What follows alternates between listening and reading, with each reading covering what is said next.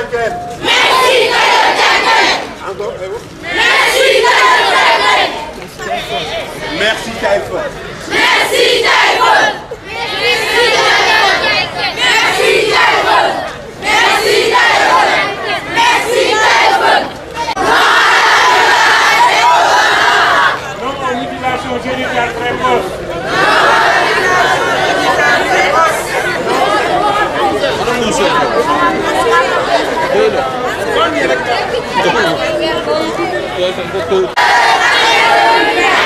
Bonne et heureuse année 2020. Bonne et heureuse année 2020. Bonne et heureuse année 2020. Bonne et heureuse année 2020. D'abord,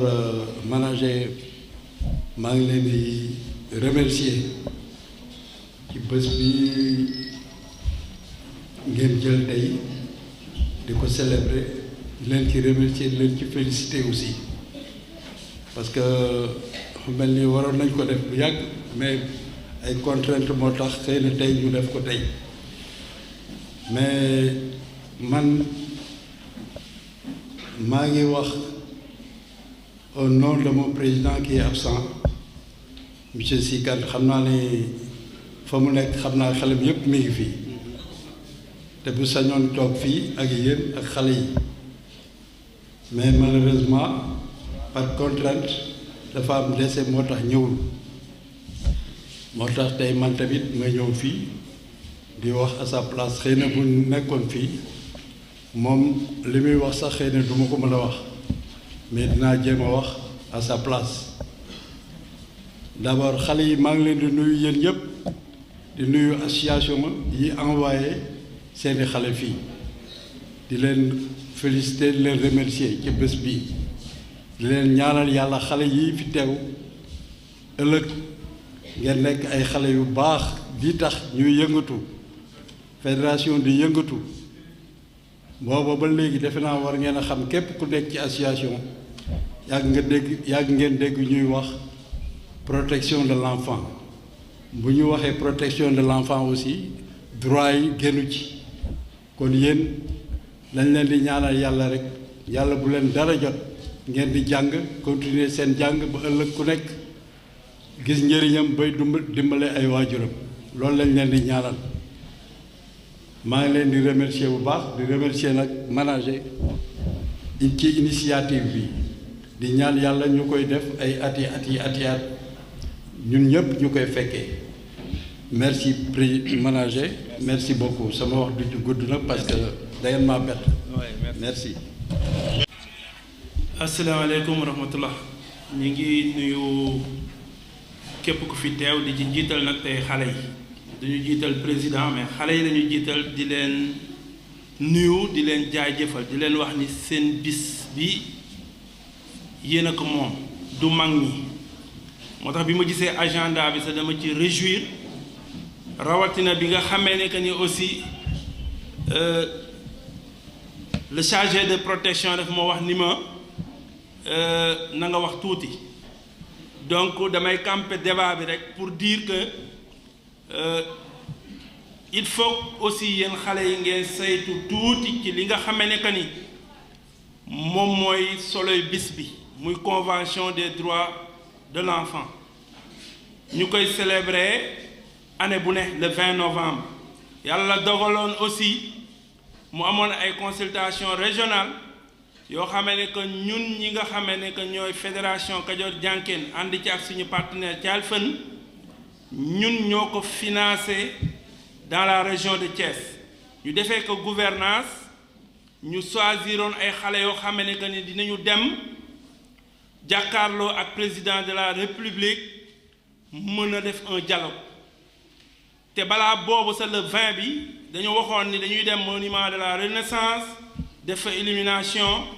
ànd ci ak ay xale yoo xamee ne que ni dinañu mat 100 filles au niveau de la fédération gunge ñi nga xamee ne que ñoom la ñu tànnoon ñu jóge Mbour Tivaouane ak Thiès yàlla dogal ñu reporter dialogue bi loolu moo tax président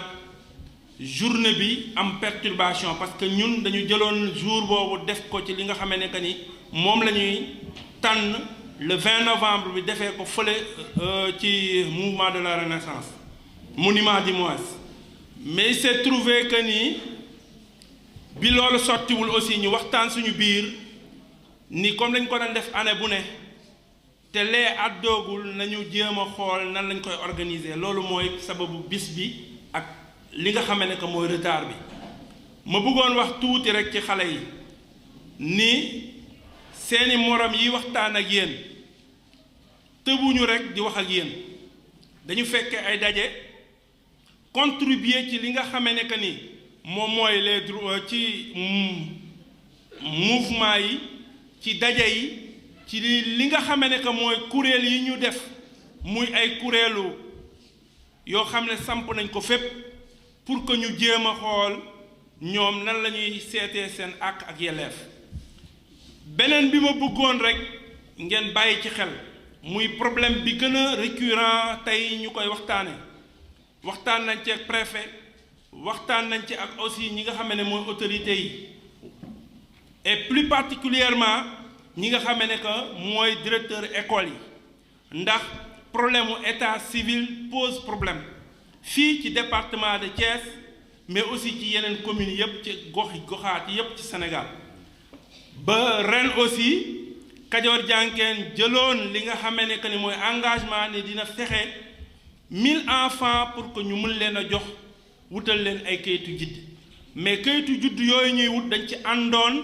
ak ki nga xam ne moom mooy suñu représentant wala moom mooy suñu répondant muy le préfet monsieur le préfet ñu koy saluer au passage mu yabal ñu tribunal ñu joxoon président de la fédération mu ànd ci ak président tribunal di def ay audience foraine yàlla dogal am na ci xale yu bari yoo xamee ne que ni jël lañu leen naam sax la ñu jël ci biti moo ëpp li ñu jël ci suñu biir fédération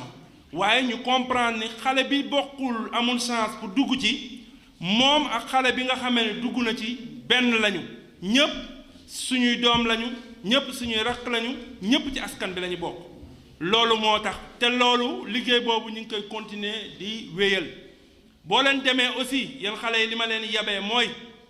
am na ay comité de protection yu nekk ci seeni quartier ak seeni village samp nañ fa benn bu ne pour rek ñu jéem a xool nan la ñuy moytu wala nan la ñuy tëggee wala nan la ñuy mën a encadrer li nga xam ne mooy àq ak yelleefu xale yi ndax liy tegu ci seen kaw bëri na muy wàllu dóor muy wàllu maltraitance muy wàllu loo xam ne dañuy sàkku xale yu jigéen yi muy wàll yi nga xam ne mooy insécurité dem ci sax ba nga xam ne que moom mooy environnement xale bi fi muy tëdd ak fi nga xam ne que bu yeewoo du ndekkee yooyu yëpp tënk nañ ci waxtaan ak ñoom appuyer leen pour que ñu doxal loolu moo tax itam boo leen demee ba ngeen gis koo xamee ne que ni mi ngi jóg di am lu mu leen di sàkku wala menacé wala mu nekk ci ay kër bëgg ci di leen sàkku surtout xale yu jigéen yi ba ci góor ñi sax parce que am nañ ko fii bayaan xuja bayaan bu boobaa ngeen mën a teel a waxtaan ak seeni yaay wala ñu leen jege wala ñooñu ci kuréel ba ngeen mën leen a teel a avertir parce que ñoom ñu jël matukaay ba jëf yi bon yooyu bañ a am loolu laa waxoon ni dinaa leen ko jox ma bàyyi leen ak ki nga xamee ni que ni mooy seeni ndaatango parce que dañ ne jàngal bi ci gën mooy l'éducation par les pairs seeni morom wax pour bu subaa yéen ngeen mën a jël lit boobu aussi mën a taxaw fépp tamit di wax mën a jàkkaarloo président de la république di revendiquer li nga xam ne mooy seen àq ak yelleef mais seen yaay seen papa yi tamit su amee lu xamee ne que ni dem na ci cadre boobu te respecté wuñu ngeen mën leen cee yee waaye du tere ñu ànd ci ak yar ànd ci ak teggin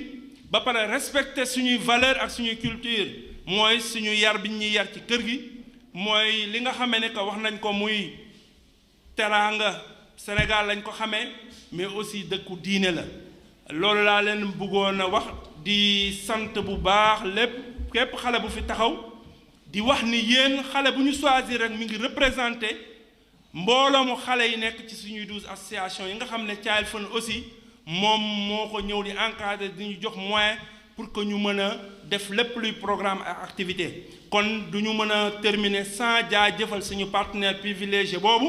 nga xamee ne que ni moom mooy Child Fund ñu ànd ci ak moom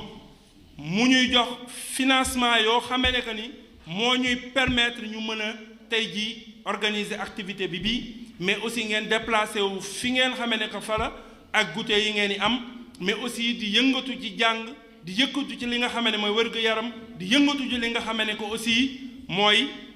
li nga xam ne ak yelleefu xale yi ba law li nga xam ne mooy waa kër yi muy les moyens d'existence et de subsistance ñi ngi leen di gërëm di leen jaajëfal asalaamaaleykum wa rahmatullah. Bonsoir à toute la salle, je m'appelle Ndaya Sindia et je viens de l'UNEFJA.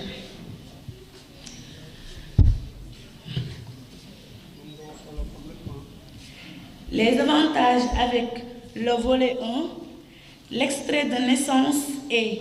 gratuit de 0 à 6 mois. 1 an après la naissance, il engendre des frais. Maanaam xale bi bu juddoo ba bu muy am juróom-benni weer boo ko déclaré doo fay dara waaye su amee 1 an mooy benn at day indi ay frais. L'état civil est un devoir citoyen mais un droit pour tous les enfants. État civil pour ñépp la mais wareef la pour xale yi ñu am ko. Tous les parents doivent déclarer leur enfant dès la naissance. Bépp waajur dafa war a déclarer xale yi ci bu ñu juddoo. Il permet d'avoir la nationalité, la carte nationale d'identité, l'accès à l'éducation, le permis de conduire et j'en passe. Day tax mu mën a am nationalité, am carte d'identité, am permis de conduire, mu mën a dem tamit jàngi ak yeneen. L'extrait de naissance permet d'accéder aux différents concours militaire, médecine. Day tax tamit nga mën a bokk ci ay concours comme concours militaire ak médecine. La déclaration tardive engendre des frais et beaucoup de démarches. C'est une perte de temps. Yéex a déclaré xale yi day indi ay démarches yu bëri maanaam coono bu bëri ba pare loolu perte de temps la te tamit dañ ciy fay. L'impossibilité d'accéder aux différents concours, difficulté à faire des examens maanaam doo mën a bokk ci buñ la yéexee déclaré am na concours yoo nga xam te ni doo si mën a bokk ndax boo defee CFEE nga am na ci baax pour mën a dem comme Prytanée militaire wala Mariama Ba ñu xool say dossier ñu fekk ci yow da nga am jugement dañ lay rejeter immédiatement doo si bokk. Tamit day am problème pour nga mën a def examen xale buy jàng ba dem CM2 amul kayitu juddu du def examen tamit doo mën a am nationalité te ku amul nationalité mu ngi mel ni benn nit nga xam te ne existé wul parce que état du la reconnaître doo am benn trace doo am tamit droit voter doo am droit def dara. Pas de permis de conduire ni de passeport pour voyager doo am permis de conduire doo am passeport tamit pour nga mën a dem tukki. Le rôle des parents. Les parents ont le devoir de déclarer leur enfant très tôt pour leur permettre d'être à l'aise. Parents yi dañoo war a teel a déclarer seen doom yi pour suñu nekkee ci classe yi jàng ñu mën a jàng ak xel mu dal parce que xale buy jàng te moom amul kayitu juddu du fonk jàngam parce que danaa su ma demee ba CM2 damay arrêter. Les autorités doivent permettre aux femmes la responsabilité de déclarer elles-mêmes leurs enfants. Autorités yi dañoo war a may yaay yi mën a déclarer seen bopp seen doom yi parce que yaay bu amee doom war a dem déclarer doomam ñu naan kaan papa bi dafa war a ñëw te fekkee papa xale bi nekk fii moom du ko mën a déclarer kon loolu day indi ay problème. Le carnet du chef de quartier doit être mise en place dans tous les quartiers, comme à l'image des villages. Chef de quartier bu nekk dafa war a am carnet pour moom muy mën a déclarer xale yi comme waa village yi ni ñu koy defee.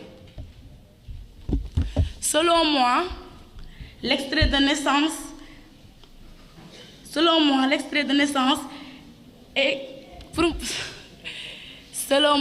naissance est un confort pour tous les enfants. C'est comme un joli fauteuil dans un salon. Merci.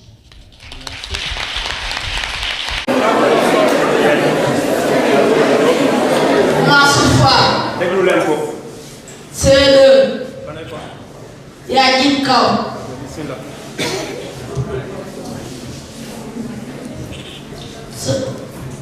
man lu ma sama këyitu juddu moom amu ko waaye sama yaay ak sama papa lijjanti nañ ko. ah ñu koy lijjanti. très bien. man amoon na ba xam boo demee bay def CM2 man Abdou Mbaye CM2 maa ngi jógee école Abdoulaye Yandé waaye damaa bëggoon a laaj ba xam boo demoon bay def CM2 léegi nga war a def entrant boo amul kayitu juddu nan ngay def ba am ak fan ngay jaar. sa directeur boo demee sa directeur mu ne maa ngi kaay ci kàttan yaay ak sa papa boo demee après nga ko jox sa année bi nga dugg. très bien. maa ngi def classe CM2 maa ngi jàng bu baax di góorgóorlu di jàpp sama yaay ak sama baay.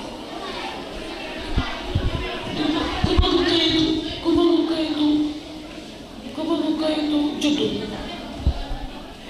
dama wax sa papa ak sama yaay bi ñu jëm tëggoon. Bonsoir. Je me nomme Soda Wade. Je suis la secrétaire générale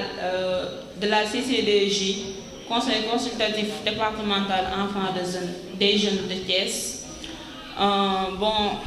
Le thème que je vais développer porte sur les réseaux sociaux. Pour être plus clair, lan moo waral réseaux sociaux bi tax ñu jël ko war koo développer. Fan yi ci ginnaaw dañoo amoon benn atelier bu la CAP organisé woon maanaam la cellule d'appui de la protection de l'enfant bi ñu ko organisé ñun ñëpp ñu tase ci c'était un atelier régional waa Thiès la woon Tivaouane ak Mbour. Léegi bi ñu waxtaanee dañoo gis ni ci thème yi ñu am yëpp gis nañ ni réseaux sociaux ci la bokk. Léegi lan mooy réseaux sociaux? Réseaux sociaux benn jumtukaay xarala la boo xam ne dafa ànd ak jamono mën naa ne ñëpp ñoo koy utiliser léegi réseaux sociaux lépp loo yaakaar rek mi ngi ci biir ñu ngi ko ci dëxañ def ko ci loo ko tàppee rek laaj ko mën naa ne mën na la koo wax. Léegi nag fan ngay jaar yow ba loolu pour nga indi boo ko tàppee mu indil la ko fan ngay jaar dafa am lu ñuy woowee ñaan moteur de recherche comme Google, Wikipédia, YouTube. Am na yeneen xarala yu ñuy woowee ay Instagram, Twitter, WhatsApp wala Facebook. Léegi nag réseaux sociaux yooyu dafa am ay avantages inconvénients maanaam avantages yi mooy importance bi maanaam lu baax lim la war a mën a jural bi ñu xoolee ñoo gis ni on a dit que ça permet le libre accès à la connaissance de l'élève maanaam ñun ñii kenn soxlaatul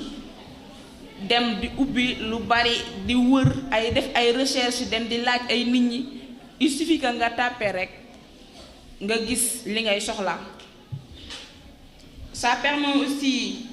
de bien faire les exposés comme que classe parfois prof bi jox la benn thème ne la boo demee nga def ci ay recherche boo ñëwee nga développé ko boo ñëwee yaay taxaw ci place prof bi def cours bi léegi yow loolu doo ci sonneti boo demee directement da ngay tàppee lim la jox thème bi ñu indi la lépp nga bind ñëw taxaw wax te doo ci am benn gàllankoor. Ça améliore aussi la culture de l'élève kon maanaam élève bi day yokk ay xam-xamam ci njàngam ak lépp parce que léegi mën nañu prof yi joxetuñ dara lépp classe mais bu fekkee ne dugg nga réseaux sociaux soxla dara ba koo xam tamit day yokk sa xam-xam ci li ngay jàng. Ça nous permet aussi de rester en contact avec des amis bu njëkk boo musaa nekk ak say moroom di jàng ci classe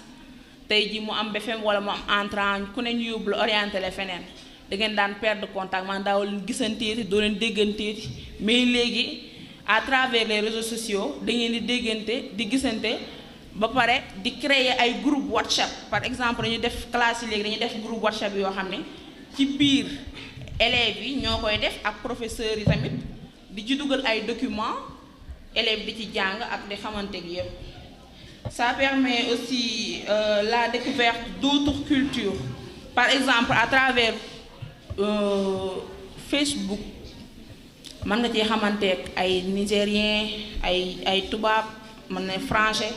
ay anglais léegi le fait que ngeen xamante noonu da ngeen di échanger ay culture maanaam ay coutumes les coutumes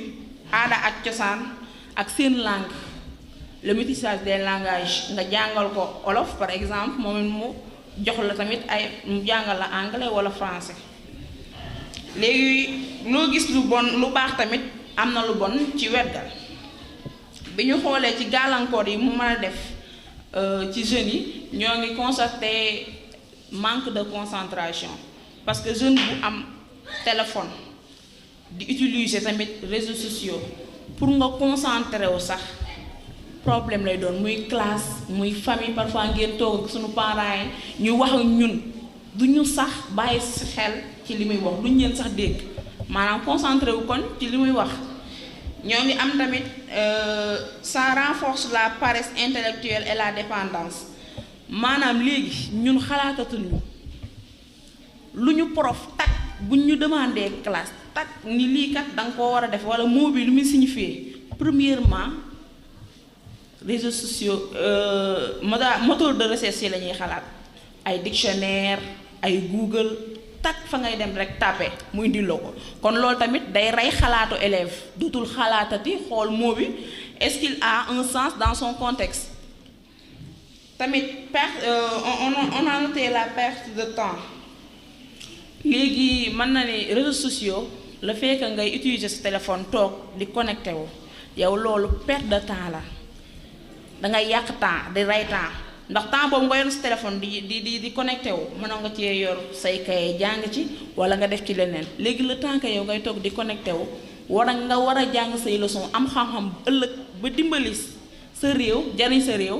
tubaab bi ñoom ñoo ngi liggéey yow nga toog di perdre temps ci réseaux sociaux. On a noté ici la manque de communication et d'échange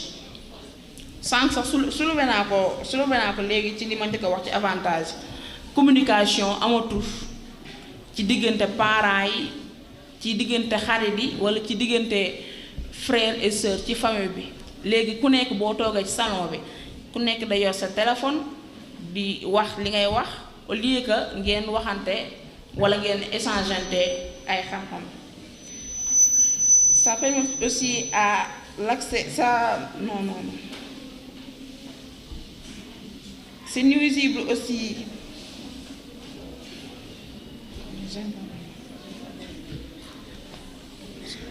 On a noté aussi l'accès à certains sites non réglementés maanaam léegi am na site yoo xam ne baaxul xale bi warul di ko utiliser léegi nag bu fekkee ne réglementé wuñu site yooyu xale bi bu ci duggee mën na cee gis loo xam ne da koy lor ëllëg wala mu jëmale ko foo xam ne du fu baax léegi bi ñu xoolee yooyu yépp dañoo am lu ñu proposé sunu waajur yi donc on a proposé aux parents on a dit qu'aux parents doivent consacrer beaucoup de temps à leurs enfants et de les conseiller à comment utiliser les réseaux sociaux c'est-à-dire de prendre ce qui est bon et de laisser ce qui est mauvais maanaam dañoo digal ñu wax sunu parents yi ni leen mën nañoo bàyyi seeni doom di yor téléphone waaye nañ leen di gunge maanaam gunge bi nu muy demee di leen saytu fu ñu toll di leen conseiller di leen digal di leen réseaux sociaux kat nii la mel del ci jël lu baax di ci bàyyi lu bon. léegi tamit wax nañ propos on a fait des propositions à l'État donc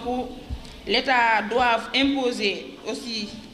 aux créateurs de sites à réglementer l'âge des utilisateurs pour empêcher l'enfant à y accéder léegi État yi moom dañoo war a jël seeni jumtukaay ak seeni pexe di wax ñi nga xam ne ñooy créer sites yi ci réseaux sociaux yi ñuy réglementer maanaam di yemale benn âge boo xam ni koo ko amul rek doo dugg ci site boobu léegi loolu la ñu amoon tey jii pour wax ko partager ko ak yéen merci beaucoup. Sorry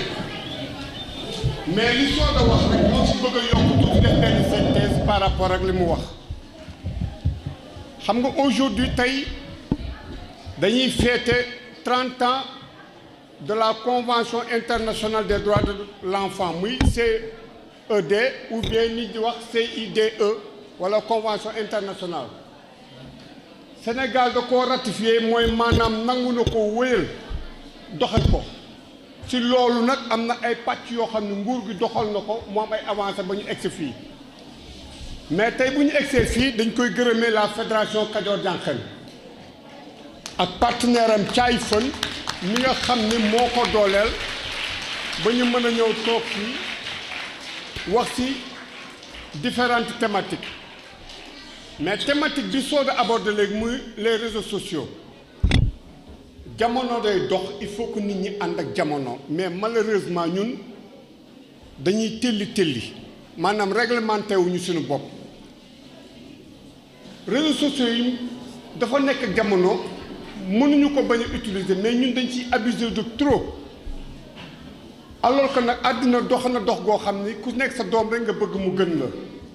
kon donc on nous interpelle les parents d'abord par rapport aux réseaux sociaux dañu mënta d'accord parce que bu ñu wax ci protection elle est englobante parent bi warta mën a gën a njëkk a tëdd doomam te loolu dañ koy gis ci kër yi tey dans les réseaux sociaux la recherche documentation lépp loo bëgg ci mbirum jàng domaine bu mu mën a nekk l'enfant peut l'avoir parce que aujourd'hui man qui vous parle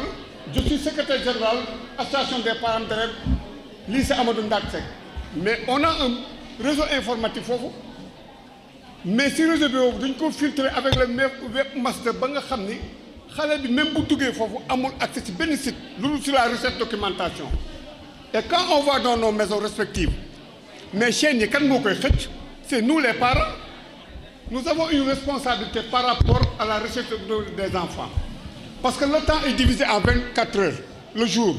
les 24 heures c'est 8 heures de travail 8 heures de sommeil et 8 heures de loisirs mais malheureusement nous on s'abuse trop tey génération bii ngay gis bu ngeen bàyyiwul ni ngeen di doxalee par rapport aux réseaux sociaux surtout l'internet on est à l'ère du digital à 25 à 30 ans yi ñëpp problème bët ngeen di am c'est un constat qui est là parce que réseaux sociaux yi ñun lu ñu si yitteel mooy ni ngeen koy utiliser da ngay dox si mbedd mi sax gis mag mu lay mbëkk ndax fekk WhatsApp alors qu'on a constaté par rapport aux réseaux sociaux il y a une fraction communicationnelle dans les familles on ne discute plus kër goo dem qu'est-ce qui se passe les gens nañu toog ne en groupe mais chacun a son téléphone WhatsApp Facebook kenn du wax ak kenn il y a une fraction communicationnelle problème yi les demeure et autant communication moo yoroon kër gi les gens se parlaient pour mën a régler yenn problème mais malheureusement ñun on s'en abuse trop maintenant beneen bi ñu gën a soxal mooy la quasi-totalité c'est des élèves ñun on ne dit pas aux enfants bu ñu yor parce que xale dafa am âge bu mu war a yor portable ak âge bu mu ko war a yor mais les parents ont le devoir d'avoir leur pointu soo da wax na ko sànq ñun on n'a pas le regard pointu sur nos enfants tey xale yi dañuy nekk seen biir néeg di WhatsApp ba 2 heures du matin wala Facebook war a xëy jàngi. Pourquoi? Alors que le 8 heures de sommeil là, si l'enfant ne le respecte pas, ça va se répercuter négativement sur son scolaire.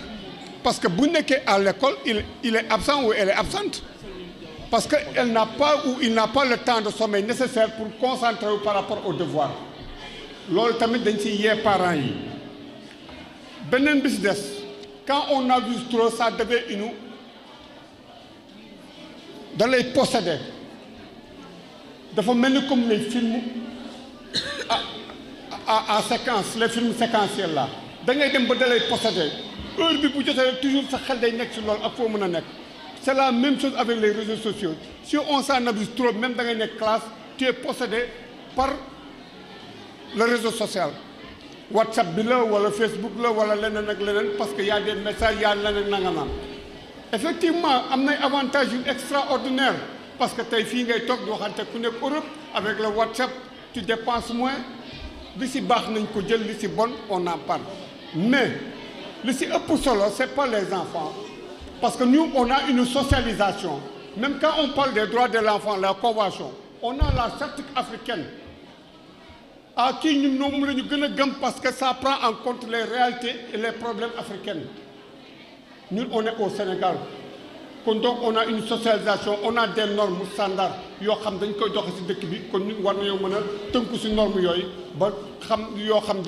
Parce que